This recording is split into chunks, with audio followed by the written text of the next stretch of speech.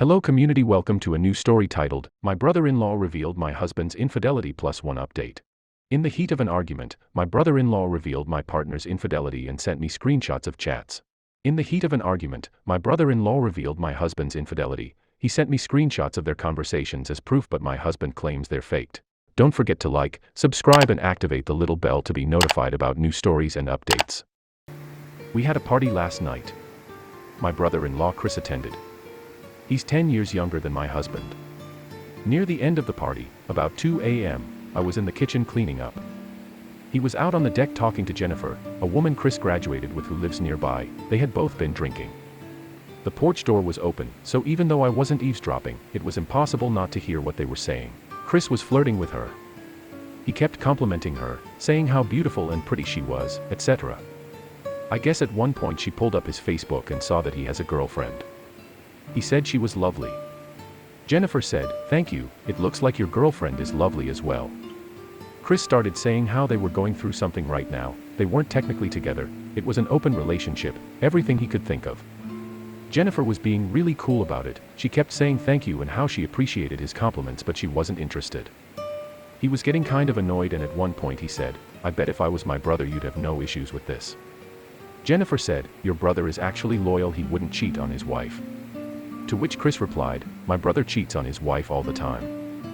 Jennifer replied she doubted that was true, and Chris said that he F_E'd someone he worked with and that he was planning to F_CK her as well, and that clearly his plan was working since Jennifer idolizes my husband. At this point Jennifer told him he was acting out of line and needed to go sober up and walked away. Chris came storming into the kitchen and saw I was there. He told me something along the lines of how all that he said was true, and how my husband never holds himself accountable. He then proceeded to go into the garage and have a huge screaming fight with my husband. In the fight, Chris said that he didn't deserve anything he had and my husband had forced Chris to keep his secrets. My husband said that Chris was a liar who wanted to ruin my husband's life since he was jealous that he's better off in life than Chris is. For relevant context here, Chris was struggling a lot a few years ago, while my husband and I were buying a house, having our first child, etc., and I know he harbors some resentment from that time. It ended with my husband kicking Chris out. He immediately told me everything Chris said was a lie, that he was just trying to cause chaos. But when I woke up this morning, Chris had sent me about 20 text messages with images and videos that were screenshots and screen recordings of conversations between my husband and Chris in which they talked about how he had gotten drunk and slept with a coworker years ago, conversations between the two of them about Jennifer that were overtly erotic and showed that he was clearly planning to at least try to make out with her. There were photos included in these messages. My husband said they were all faked, and he said my brother-in-law has been planning this for a while. I know it's easy to fake a screenshot of a conversation, but there were screen recordings too, as in I could see the Messenger app being opened and him clicking on the conversation and everything. The recent conversations matched the recent conversations in my husband's phone, but my husband doesn't have any of the incriminating messages my brother-in-law does.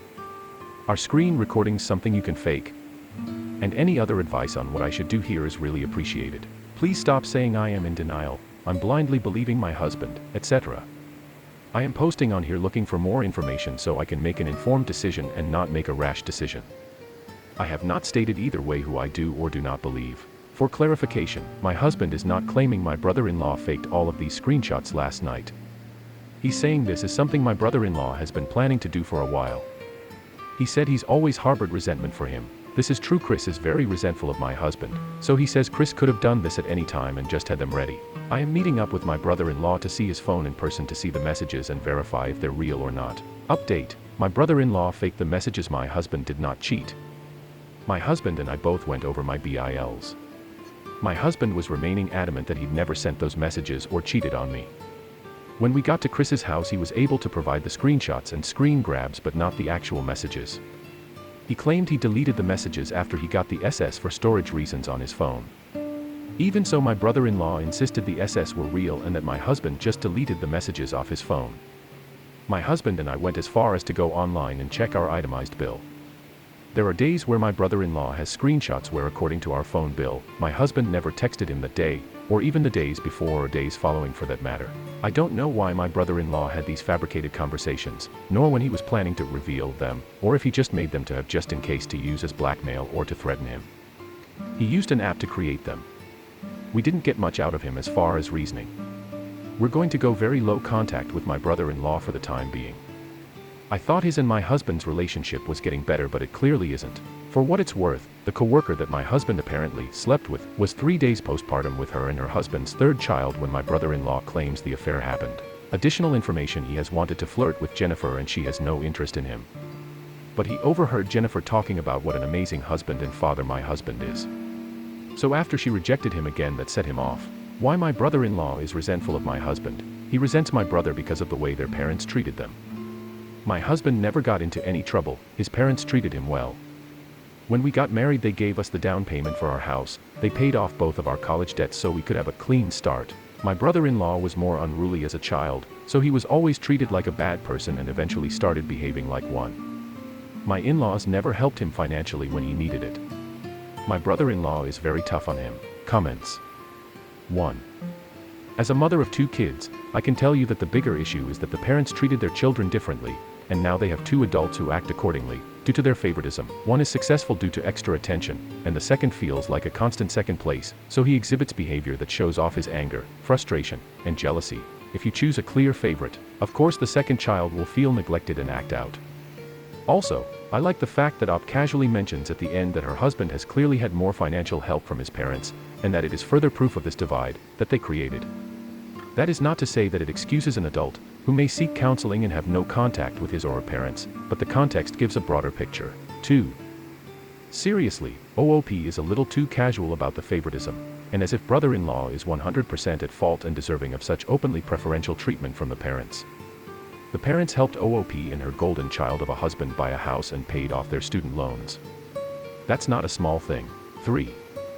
Yeah, I agree with this assessment. I know the brother-in-law is a certified nutjob now, but I'm gonna take a leap and say he wasn't always like that. He became what his parents made him, at least partially. Labels stick, and being told you're a criminal in your childhood, by the people you love and trust, who are supposed to protect you and love you back, is just a self-fulfilling prophecy. I was the scapegoat in my family up until our parents' divorce. My sister was the golden child, but she spiraled hard after the divorce. The preferential treatment she received before, and the neglect she faced after, didn't exactly set her up for success. I wasn't set up for success, either, but I had a pretty realistic read on what waited for me out in the world. She went with one parent, I went with the other. Neither of us had it good, but she had it worse. She was unprepared for a life where she wasn't the center of the universe, whereas I'd been pretty self-sufficient up to that point. I wasn't the GC, and I found constructive ways to cope. My coping mechanisms, writing and drawing, helped me channel my childhood into something productive. She turned to Drew *, alcohol and partying, and had a very young baby. We get along well now, but it was necessary to forgive each other for the things our parents did before we could move on to a healthy relationship. Incompetent, or ill-intentioned, parents can get upset big time. Now I have no contact with either. I sort of feel sorry for the childhood brother-in-law must have had, but what he did was so far beyond the pale, it's dusk. I can understand being resentful and jealous of the sibling that got all the love and attention you never did, but that doesn't excuse his actions. Besides, if he wanted revenge, he focused on the wrong target. He should have tried to destroy the lives of his parents, not OOP's. 4. Yes, although I usually see red flags, sometimes you know your partner and you know they are no good. For example, one of my husband's friends joked there is this bed out that can sense your weight and knows if it's not you in the bed. He was like, you would know if my name was cheating. My husband was like, and when would that be? We literally work at the same place, same hours, and go to lunch together. We literally drive to work and home together. We have a small child that takes up 95% of our free time outside of work. When is she going to sneak someone in our bed? If someone tried to tell me my husband was cheating on me, I'd tell them they were insane. We are with each other way too often to carry on an affair. 5. Many of the comments on the original post were telling her she was dumb and had her head in the sand to believe her husband was innocent. I'm glad she proved them wrong. What did you think of this story? Write your opinion below in the comments, plus like, subscribe and click the little bell for new stories and updates.